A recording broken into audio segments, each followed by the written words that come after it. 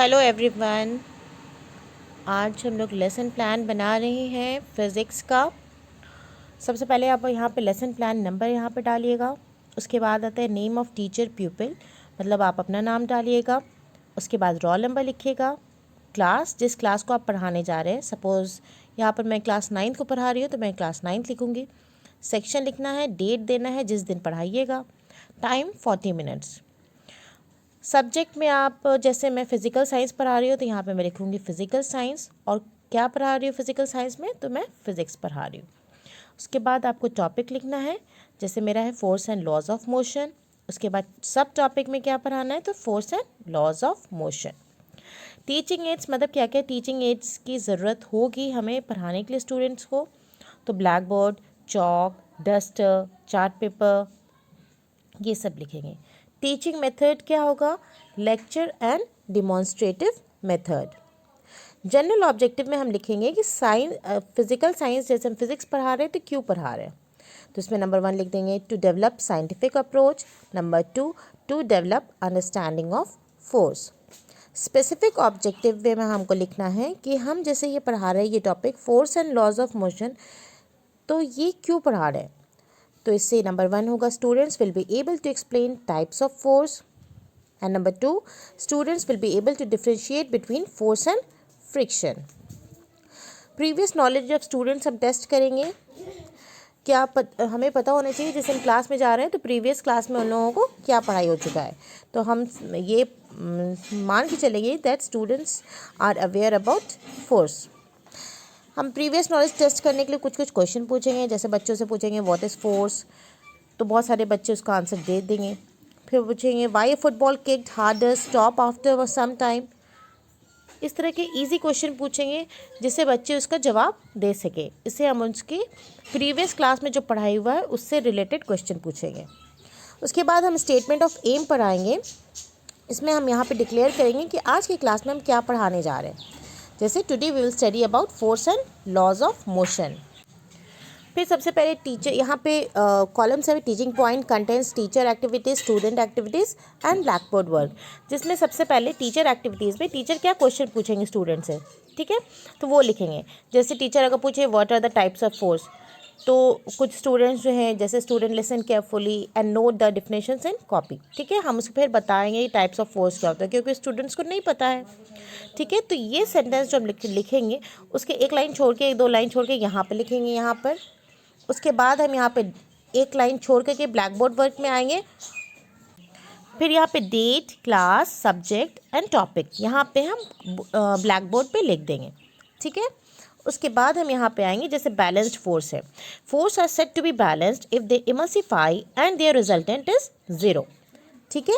फिर हम यहाँ पे लिखेंगे टीचिंग पॉइंट हमारा क्या है, then it is types of force, और कंटेंट्स क्या है, balanced force, unbalanced force and frictional force. ये तीनों टॉपिक अभी हम पढ़ाएंगे।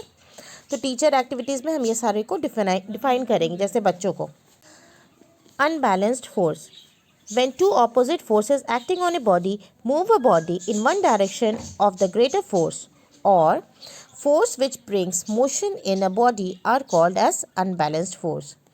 तो स्टूडेंट्स क्या करेंगे, students listen carefully and draw the diagram from the black board. फिर हम ब्लैक बोर्ड पे ये डायग्राम ड्रॉ करेंगे, जैसे एक ऑब्जेक्ट रखा हुआ है, दोनों तरफ से फोर्स लग रहा है, जैसे 5 न्यूटन इधर भी, तो ये बैलेंस फोर्स है, ये इमल्सिफाई कर रहा है, वो ऑब्जेक्ट हिलेगा ही नहीं जब हम इधर से भी धक्का दे रहे हैं और इधर से भी धक्का दे रहे हैं, ठीक है। तो फोर्स का फॉर्मूला क्या होता है, F=ma, मास एंड एक्सेलरेशन, ठीक है।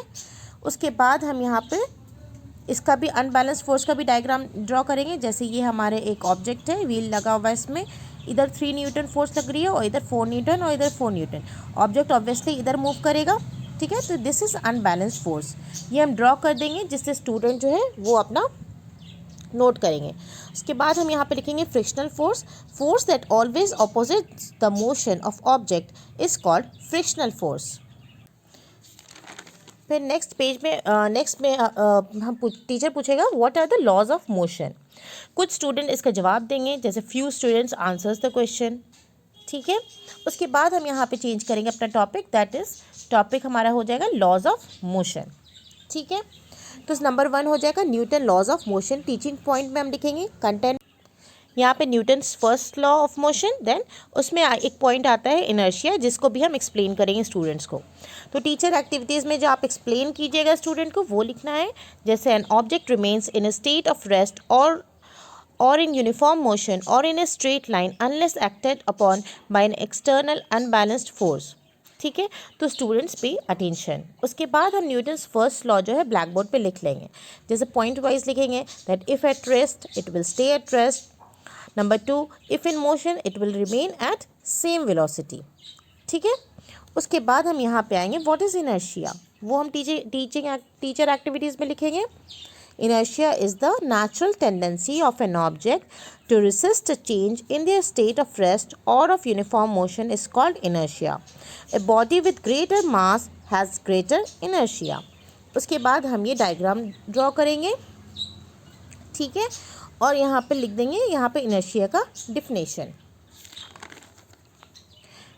उसके बाद आता है जनरलाइजेशन। जनरलाइजेशन में मतलब हम एक समरी लिख देंगे कि हमने क्या क्या पढ़ा है, मतलब अभी क्या क्या पढ़ा है स्टूडेंट्स को। तो हम बताएंगे जैसे we have learned in this chapter about force, different types of force, Newton first law of motion and inertia. Recapitulation इसके बाद टॉपिक आता है, इसमें हम लिखेंगे कि जैसे हम स्टूडेंट से क्वेश्चन पूछेंगे, ठीक है, तो जैसे जैसे टॉपिक पढ़ाए वैसे वैसे रिलेटेड क्वेश्चन, जैसे what is force, what are the types of force, number 2 differentiate between force and friction, number 3 explains Newton's first law of motion.